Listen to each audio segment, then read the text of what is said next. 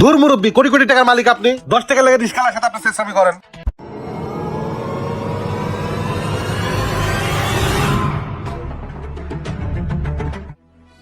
এমন না, এদিকে আয়। একটা কাজ কর, 2 প্যাকেট বানসন সিগারেট দে তো। চাচা সিগারেট বেচা তো বাদ দিয়ে দিছি। সিগারেট বেচা বন্ধ করে দিছো? হ্যাঁ, লাভ হয় না। আচ্ছা ঠিক আছে। হলো ছোট লোক, খালি বাকি নিতে হয়। ভাই একটা বেনসন সিগারেট দেন তো। বেনসন না? জি ভাই, এই নাও ভাই।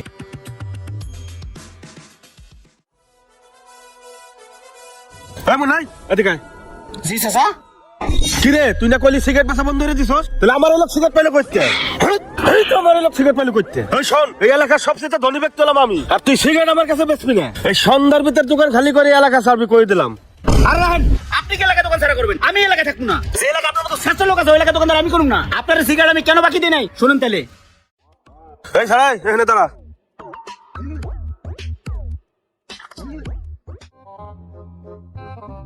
এই নাই, ধর ভাড়া ধর। হ্যাঁ চাচা দাঁড়ান, এটা কি দিতেছেন? জামগড়া থেকে এই জায়গা 30 টাকা ভাড়া, এটা কয়া লাগে? এই ছাড়াই, আমি ছোটবেলার থেকে নাই, আমি জানি ভাড়া কত। হেই মিয়া, আজব কথাবার্তা কন। আপনি যখন ছোট ছিলেন তখন না এখানে রাস্তা ছিল না, রিস্কা ছিল। আউল ফাউল কথাবার্তা কন কোথা থেকে? এই ছাড়াই, তুই 10 টাকা নিবি, নইলে এটাও হারাবি। ধুর মুরব্বী, কোটি কোটি টাকার মালিক আপনি, 10 টাকা লাগে রিস্কালার সাথে আপনি চেষ্টামি করেন। আপনি কি টাকা পয়সাটা কবরে দেবেন? জান মিয়া জান, আপনার মতো চেষ্টা আমি জীবনও দেখি নাই। হালা বলা কথাটা বলো কি? হ্যাঁ, আরে চাচা আসসালামু আলাইকুম। ওয়ালাইকুম আসসালাম। মুন্না, আমার এক প্লেট বেনসন সিগারেট দে তো। এই নেন চাচা। আচ্ছা খাতায় লিখে রাখ। চাচা শোনেন, প্রায় 1 বছর হয়ে গেছে আপনি দোকানের বাকি টাকা দেন না। 2 লাখ টাকার কাছাকাছি খাতা বাকি আছে, টাকাটা দেন। কিরে মুন্না, তোর তো সাহস কম না, তুই আমার কাছে এখনই বাকি টাকা চাইলি?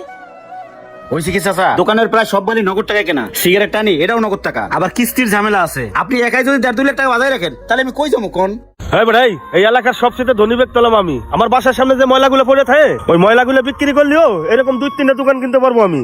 আর তুই আমার কাছে এখন টাকা চাইস না? এই শোন, আমি মাসিক লেনদেন করি না, আমি বাৎসরিক লেনদেন করি। আমি চেক দেব না, ব্যাংকের থেকে টাকা তুলে নিস।